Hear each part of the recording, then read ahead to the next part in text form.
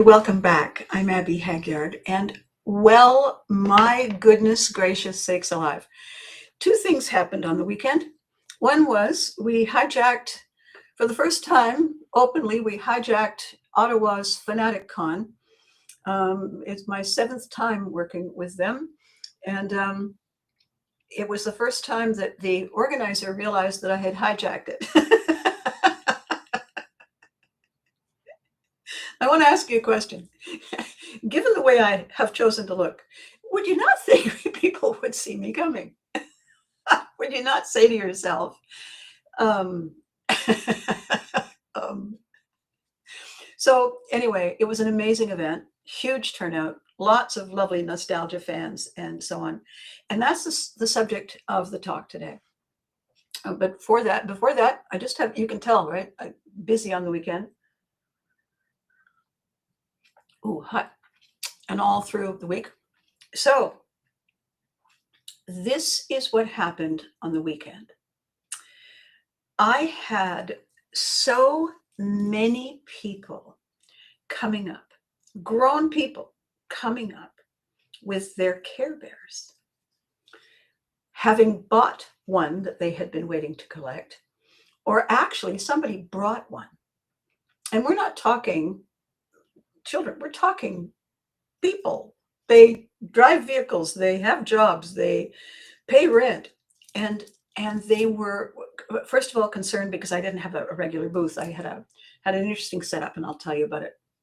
But what I did was, and Lance Morin, who runs Fanaticon, is a genius. He's a lovely man, and I just shout out to him because this has been a dream of his for most of his life. He's a collector, a toy collector, and he and his very close friends were saying, if we ever did an event, the way we would do it is.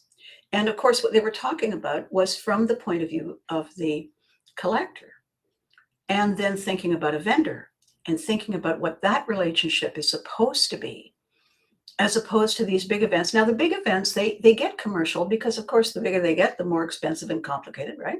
However, what gets lost in the translation is the magic. What gets lost in the moment is here we are. And we're back, and we may look big, but inside we're still who we were. And that's what these collectible events do. They trigger that the Wayback Machine, and suddenly you are exactly who you were the moment you first set eyes on whatever that thing is that makes you say yes. It's magic. And when you see people, because I'm not dressed up as anything, well, I'm dressed up as me, but I go to represent the bears that I voiced and the characters that I voiced, and also the mom that I played on You Can't Do That on Television, and all the other stuff.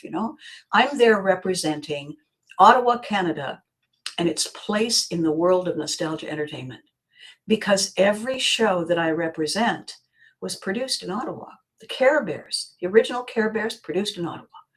Teddy Ruxpin, produced in Ottawa. For Better or For Worse, produced in Ottawa.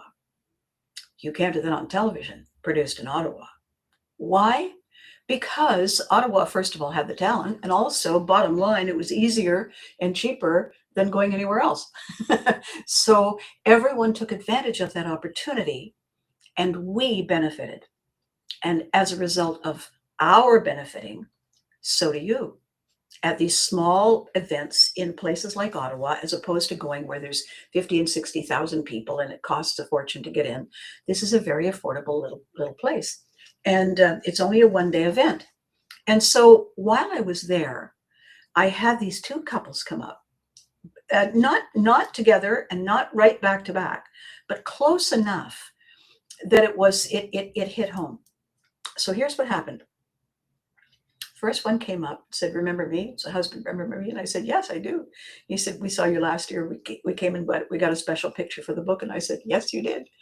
And he said, "And we're back because we want to hear about the book and how it's coming along, because I'm producing a book, a souvenir book, about all these events and all the people attending them.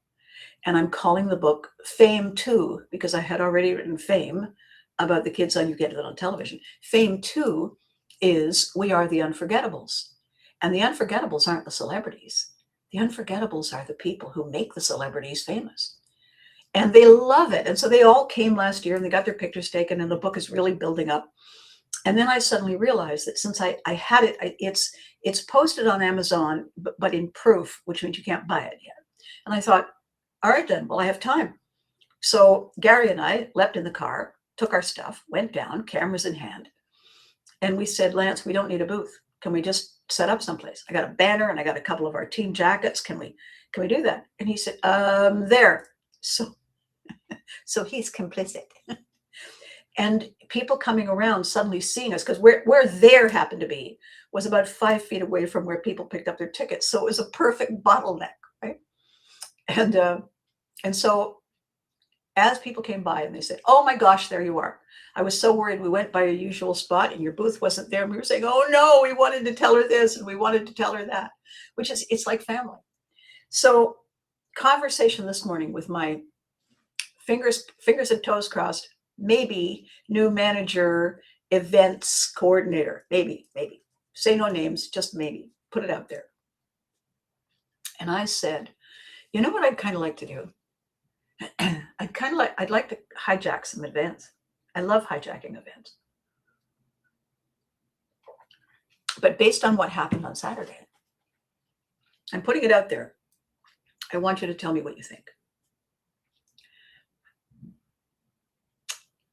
What if I do a We Care a Lot show, 2 parts, and I go to your Sunday barbecue, I go to your family get together, I go to your church fundraiser, I go to some event that you have organized, and I provide some entertainment that is nostalgia based, all about the Care Bears. And of course your kids can participate, but it's really you. It's really us talking about remember when, what it was like when it didn't matter that the pants didn't fit because we were 10. It didn't matter that it was raining because we were 6. And what we were doing was we were playing with our Care Bears. And we were imagining all the adventures that the Care Bears used to have and still do in the new incarnation. But the conversation I would have and the games we would play, and then the sharing of special, crazy, silly moments, that would be a kind of a hybrid event, and I would be your host. Because for those of you who aren't aware, when Hasbro decided and the crew decided to come up to Canada, and they came to Ottawa to create the Care Bears in animation, it was done at Crawley Films in Ottawa. And we had this glorious opportunity to work with Oscar-winning filmmakers, animators from all over the world putting it together. It was brilliant. It was a special time. And a lot of people don't know that. A lot of people don't know that we were doing that when we weren't recording You Can't Do That on television. In fact, Les Lai, Dad, Barth, the coach, everybody he played on You Can't Do That on television, he was also the evil guy, the evil voice on the Care Bears movies. So we did 2 Care Bears animated films. They won international film awards. And then they decided to do the series in other cities, but we launched them. It was our animators and it was our voices. So I want to bring nostalgia moments that people don't know, insider, backstage, behind the scenes stuff. And I want to hear your stories. I want to hear what it was that you thought was a riot.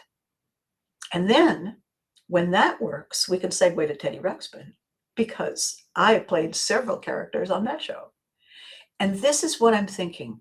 It's the family element. It's the generational element.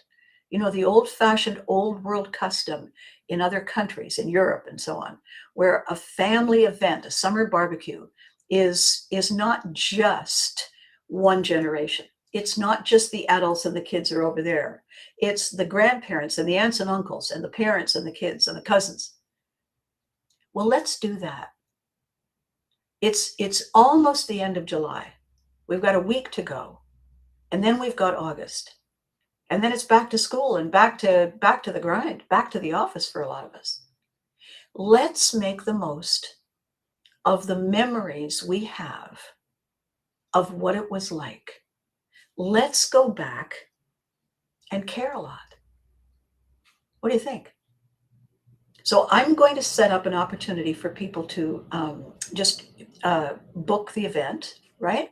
I'll get a QR code for my PayPal and so on. I'll post it because I just thought of it this morning and I thought, oh my gosh, and this is the theme. So it's not a sales pitch, although it is a sales pitch, because it's summer and a lot of us have time off. I can do this, summer evenings, weekends. If you get a special okay from I don't know, a group that's normally getting together to do something else and they say, oh, what fun, let's do that, maybe book club or something, I don't know, but check with your friends. And for those of you who aren't in the immediate reach of Ottawa, I think we can do a Zoom, and I think we want to call it Zoom the Glooms, and we can get together and on camera we can share our bears and talk about our stories. What do you think about that? So I just want you to have that in your heads. And that way we can find out if it really matters that we are able to talk and share. And, we don't have to be a CEO all the time. We don't have to be the crossing guard and the doctor and the teacher and the police person and the first responder.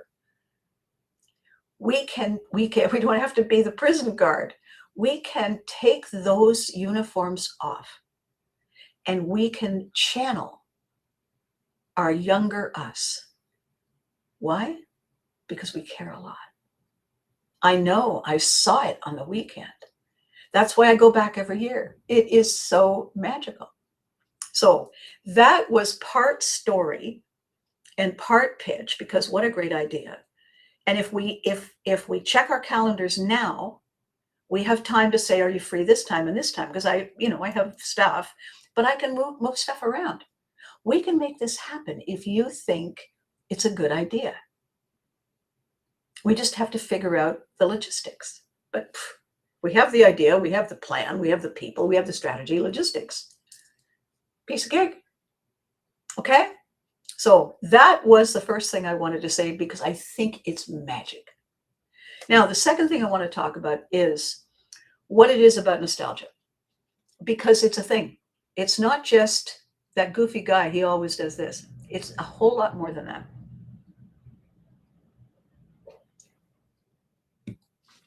Now, here's why it feels great. The back of your brain, where all the emotions are stored, doesn't get a reason to go there very often. Doesn't get a reason to go to those happy, innocent places very often. It's not that they get wiped or erased. It's that the other more important stuff, because it's immediate, takes first place. When people step through the doors of the convention center, you can see their shoulders relax. They take a breath without realizing it, because where we were, perfect place. We could see the door. We could see the ticket lineup. We could see the people talking about all excited and who they're going to go and see. And what we were seeing people doing without consciously deciding to was setting life aside. Not going back in time, but allowing themselves to be here, right here now, as opposed to distracted and overwhelmed and juggling flaming chainsaws. I'll tell you, I have now done 10, I think, of these events. I know that's not a lot for the diehards. I have never, in all 10, I have never seen anyone walking around distracted and scrolling through their phone. They're using their phone to take pictures. They're using their phone to say, where are you? There's a lineup and I've got a space saved for you. They're doing that. But that's the only thing they're doing with their phone. Because It is so much magic and so right here, right now, totally real that they don't need the crutch. They don't need the distraction. And there is nothing to compare with the dopamine hit of knowing you're about to get an autograph from your favorite celebrity, seeing the prized item you've been saving up for, hoping you get a chance at first, second, or third, or honorable mention in the cosplay contest. There's nothing like it. It's magic. And it's tying us together in the way that my workshops and training create. We are connected, we are family, and our common DNA is nostalgia on that day. And so two of the therapists that I worked with, I worked with four. Two of the therapists I worked with who then endorsed me as being, not a danger to myself and others, they had a specialty called family systems therapy. And family systems therapy concludes, realizes that a family is like a machine. It's like a well-oiled machine. This part connects into that. This one goes like that. It's a very intricate and integrated experience.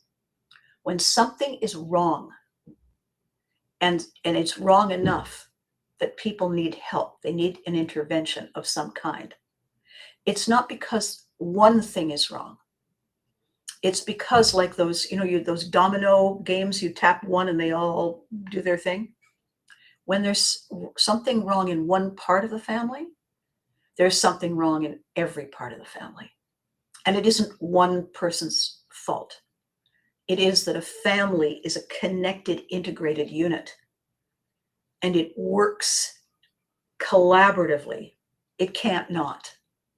And if someone isn't feeling well, everybody is shifting into feeling concerned, caring for, adjusting, accommodating, adapting, designing the way the family is going to be while there's an illness in the family, while there's something broken in the family. There was a huge, huge rainstorm on Canada Day, July 1st, here in Ottawa. And a lot of houses were flooded, basements were flooded, everything in the basements ruined, garbage, frantically tearing things up and throwing them out before mold sets in and the house is worth nothing, right? Everybody in the city, every special service, every pickup crew, every contractor, freelance handyman, everybody involved in how we come back from that. That's a family. That's a village. A village is not much bigger than a family, except by footprint, by the number of dwellings we're in. Nostalgia is the magnet that draws people together who may not have anything else in common yet. So it does this extraordinary thing. And I know I'm not talking to people who say, I don't know what you're talking about, because everybody has it. Everybody has a remember when, right? You're at a party or you bump into somebody you haven't seen in a long time and you talk about how are you today and how many children and na. But the next thing you know, what you're doing is you're reinforcing your remember whens that connect you where you used to be connected. It is the glue. It is the album that stores all of our memory pictures, right? So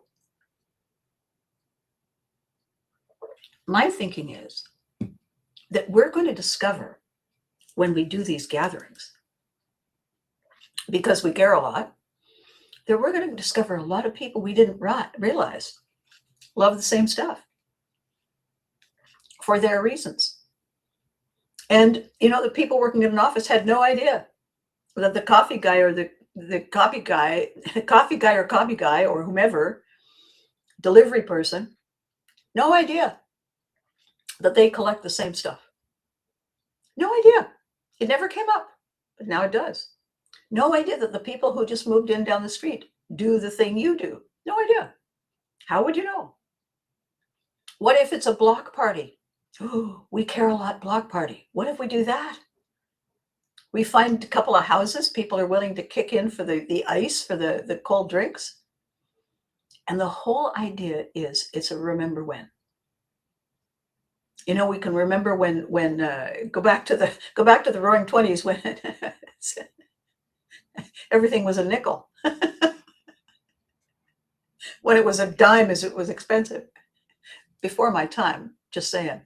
So the thing about nostalgia, the other thing that it does is it gives us permission to rethink the stories. And this is where it segues into the work that I do. Because a lot of the time, people who come to me because they need a career coach, they need a new direction guide. And I'm kind of a mentor, I'm a navigator, mostly because I have been where you are. I help people decide where they want to go for real. And then I help them get there. Because there's a pattern, there's a process, there's a system. And I've pretty much perfected it. So when we have these conversations about the story they think they were told, I'm not thinking it, I know it. I was told that story. Perfect. You were told the story. Who told it to you? And they tell me. And I say, who told it to them? Well, I don't know. Oh, yeah, it was my grandfather or my great so-and-so. Okay. Where did they get it? How the hell would I know? Right. Somebody could have got it wrong a little bit. Has anybody watching, when you were younger, did you ever play that game called the telephone game? You whisper something in somebody's ear and it goes around the circle. By the time it gets back to you, the thing you whispered bears no relation to the thing they tell you. It got adapted along the way. And everybody will swear they repeated exactly what they heard. They will be certain of it. Why? Because they don't realize and we don't realize that we all put our little thumbprint on everything we do. You go to a restaurant, you sit down, the waiter comes, waitress comes, takes your order, they go away, they come back, they put it on in front of you. And the first thing everybody always does, we adjust the plate. We just give it a bit of a thing. Why? Because they had the plate. We have to make it our plate. It's primitive. It's cave stuff. And we still do it. These weird, quirky behaviors are what make our get-togethers memorable. When we say, remember that way you always used to blah, blah, blah? Oh my God, yeah. I had a conversation with Lisa Ruddy from the show when we were doing the Fame book, and she has a chapter in it. And I said, darling, can I talk to you about the haircuts? And she said, oh, please don't talk to me about the haircuts. And I said, all right. She said, you're going to put them in the book? And I said, only if you let me. And she said, oh, I'm so mortified. And I said, tell me what was going on. And she said, I don't know. Honestly, Mom, I don't know.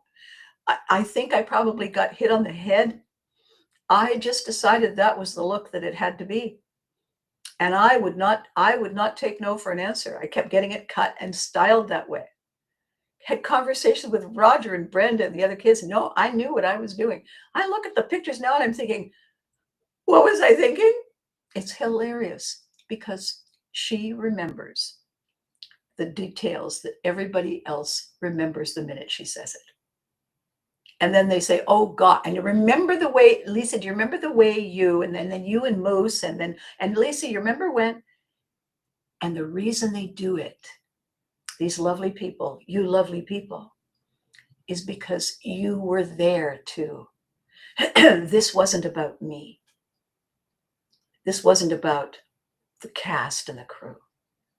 This was about us.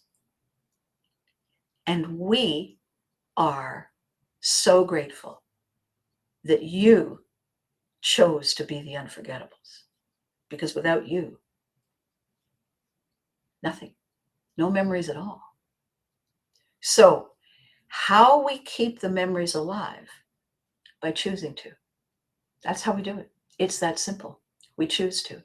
We keep souvenirs. We keep books with pictures. We keep that sweater, that shirt, that jacket, that dress we can't get into that we wore in grade 12 because we remember all the great memories of wearing that dress, that jacket, that whatever in grade 12. And we don't want to let them go.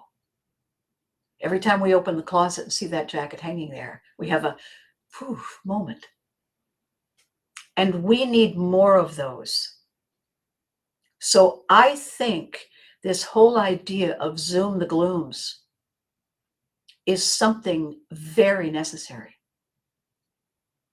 We are shedding. We're gathering. It's a shed effect, right? It's the lion effect. We're shedding what no longer serves. We're coming together to remember what's right in our lives and how we've let so much go wrong. And when those memories surface just like that, you say, oh my God, that's like 20 years ago, 30 years. I can't believe I remember that. They've been waiting for you to call them back. So how do we access them? We don't access them by a word so much, although it's pretty evocative. If you can sing, I'm not allowed to sing, but if you can sing the theme song from You Can't Do That on Television or the Care Bears, music will do it. If you look at a picture of liver, you'll think of our show and all the ways I had to prepare it and take it in and shove it in front of Lance and the kids.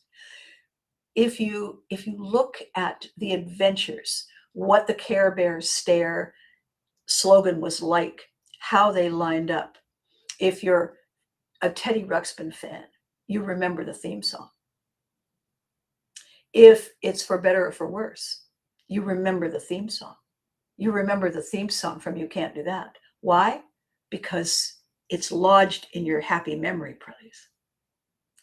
If you say, you can't do that theme song, and you find yourself walking around going, dun-dun-dun, dun-dun-dun, all of a sudden, what was bothering you, irking you, isn't working anymore. How did that happen? Because what you did was the same thing as using a later folder. You found a way to put the angst someplace that wasn't getting in your way. You hit override when you hummed the song. You pick up the bear or whatever your favorite collectible is. And the minute you're holding it, it's the more important thing. And you're going to get back to work in a second, but you just wanted to have a little conversation and say, well, hello, friend bear. You just want to have a little conversation. You just want to be there for a minute in this moment now. Why? Because we deserve it. And it's because that is how our health works. You have a later folder, something goes wrong. You write down what it was. Traffic. The ATM machine wasn't working at the hotel, at the conference center where we did Fanaticon. So ATM. And you draw a line under it and you put the later folder with your phone, because they're the same size, back in your pocket. And later on in the day, something else happens, you write that down. Put a line under it. And at the end of the day, not right before bed, but at the end of the day, pull it out and look at the things you wrote down. Get a weapon of mass construction and stroke a line through the things that are no longer upsetting. Because what happened during the day was an override. They got replaced. But they didn't get forgotten. And if you don't erase them, they'll come back.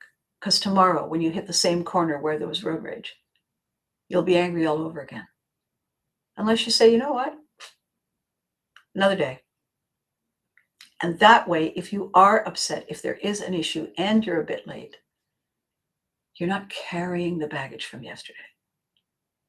And that is what I think we care a lot and Zoom the glooms is going to create.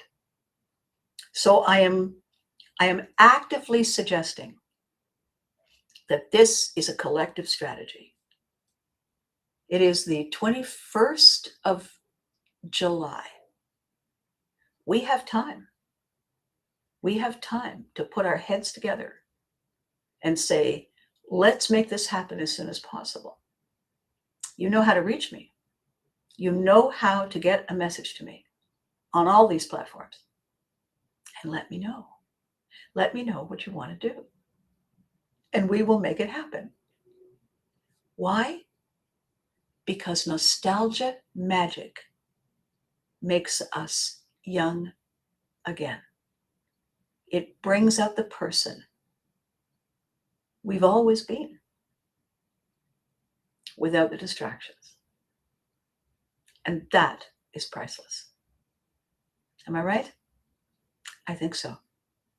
So with that said, the other thing I want to talk about in terms of nostalgia and what it means and why it matters is a conversation that I had with a very outspoken man who said, stop looking in the rearview mirror. It messes with your neck. And because you know you do this, right?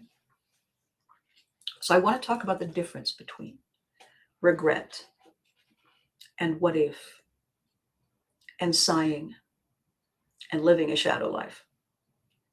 Because those are conditions we escape to when life is just too overwhelming.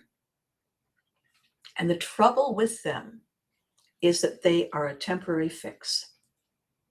When we dull the image we see in the mirror using whatever tactic we have, whether it's something we shouldn't be eating or drinking or consuming, whether it's something we shouldn't be spending our money on, spending our time on, that we know we shouldn't is why there's a thrill. That we know we're out of control makes us feel like we're not responsible and therefore we can't be blamed and therefore it really wasn't us. We know we're fibbing. We know we're telling ourselves a story. We know it isn't true. But we do it anyway. When we lose a loved one, someone who played the most important role in our lives for a long time, it is tempting to hang on to the identity we created that was 50%, 50%. It is tempting to say, I will never be the same. Well, no, you won't. You will never be the same tomorrow if all that happens today is you do your work and you go home, because everything changes. What people, and I have lost people. I'm not being a Pollyanna, and I'm not saying stiff upper lip. I've been in difficult places a couple of times. They are always with us. They live in our memories. And at any given moment in time, we reach for something or we lean to do something and we expect them there because they always were. And it's crushing. It's exhausting. It's devastating. It's also beautiful and loving, or relieved if the relationship was hard. What people need time to come to understand is that every part of us takes on the flavor of the people who inhabit our lives. Every part of me will forever carry part of Valerie Prevert, part of Friend Bear, Wish Bear, Love a Lot Bear, part of Ellie Patterson,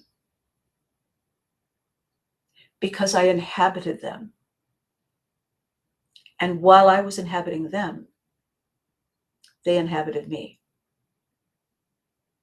found a comfy place to just kind of sit down and relax and say, what are we doing today, Abby? And when we realize, finally, when we have our Pivotry moment and we realize that we have not walked alone from the moment we met them, and we're not walking alone now. Because when we were with them, we weren't physically beside them 24/7. There were times when they went to work and we did our thing, but we didn't feel lost and alone. We knew where they were. And we knew they'd be coming home. And this is the message that underlies the fondness, the attraction, the magnetic pull of nostalgia. We're never alone. We're never lost. We're never lonely. We're never ignored. We're never unseen or unheard or undervalued.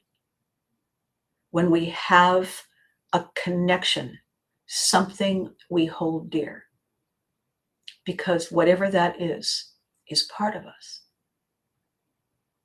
And we share everything with whatever that is. You get into bed, you have a favorite pillow. You get into bed, you have a stuffed toy. You get into bed, you try not to roll over on the cat. You get up in the morning, you put on your favorite clothes. You have your favorite earrings. You have things that represent you. We have things that represent them. I wear these wristbands. Why? Because they represent the work I did, the people I knew, and the roles I played, and the changes that made in who I am now. These are my remember wins. And people say, oh my gosh, what are all those? And I say, this is where I used to live. This is where, once upon a time, this was my world. And because I carry it with me, it still is. So we are going through difficult times. People have a tendency to say, what I wouldn't give for the good old days when gas was barely cost a dime. Except we forget, when we're thinking about the selective memories, we forget that the good old days were also quite often very hard times. We have embraced those hard times and we have made them ours to own because we arrived on the other side. We ran that gauntlet and we crossed the finish line. And here we are now together saying, remember blah, oh yes. You remember that fashion? Why did anybody think they look good in it? I know, right? I have pictures I don't show anybody. You say, you have the pictures? I know, right? Those remember whens are designed to position us on our path. They remind us where the first step was and how we made a little notch in that tree so we would be sure we could find our way back. That's the healthy use of nostalgia. Waking up each day and playing the same songs, reading the same books, eating the same food, watching the same shows, listening to the same everything, and refusing to be part of the world we inhabit. That is an isolating exercise. I had a conversation with somebody a few weeks ago, said, these newfangled things, and I said, like what? Plumbing? Electricity? He said, well, no, not in its original state, but I don't like the way it is now. Well, nobody liked it the way it was when it was new either, because it was intrusive and different and strange and weird. Why would you have a bathroom inside? No, I'm not going to do that inside where I live. Are you crazy? Today, Yes, the bathroom is out there. Out there? I'm not going out there in front of the building. Are you crazy? No, it's behind the back of the building. I don't care. We forget the inconvenient memories and clutch the ones that make us feel fine. So, my challenge for us today is to say the world around us is over busy. It reminds me of little kids who were given sugar at 2 o'clock in the afternoon. Right? Who gave this child sugar? What were you thinking? I'm going to frisk you the next time you come over. We are that out of control child. Too much input all the time. Too much loud voices. Too much jangly music. I like jangly music. I don't like it all the time. I don't like that many loud voices. And I don't like people making a big snipey deal of everything constantly. Oh, you don't know what I go through. If you have any idea what I have to. Now, I was guilty of it yesterday. I had so many weird things happen. I had let me know. I don't know what I did, but all of a sudden my Gmail disappeared. I mean, I had Gmail, I had no emails. And I went and looked and asked for help and pled and promised things that are impossible to deliver. And all of a sudden, most of them came back. But it was a very frantic, fraught couple of hours. And I haven't gone through all of them. But for some reason, they just decided to take a hike. And it reminded me then, when that whole thing was over and I didn't realize that I hadn't eaten and I hadn't had a good deep breath either for hours, I realized how dependent we are allowing ourselves to be on processes and systems we have no control of. Many things we can't control, but it's good to remember to have a door number 3. Nostalgia is the upsides. Shadow life is the downside. Door number 3 is where we choose selectively because it's ours to own. So what I want to leave you with, and there's more on this, this whole idea of connecting ourselves to our softer selves and our innocent years. I'm going to touch on it on Thursday as well, because we deserve it. We deserve to take that deep breath that everybody takes when they go outside on the first beautiful day that's calling itself summer. We deserve that, and we're not doing enough of it. And there's a lot of reasons why we don't do enough of it. We're busy, things are happening, and we're constantly recalibrating while what we're in is going over the edge of something. That's why nostalgia is so important. So it's my plan that we're going to prioritize Zoom the glooms. Mark my words. And we're going to have a chat. We're going to do it on camera.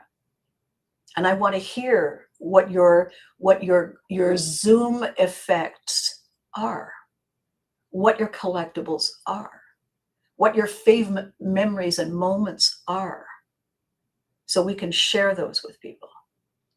So what I'd like you to do in the comments is let me know how you feel about that,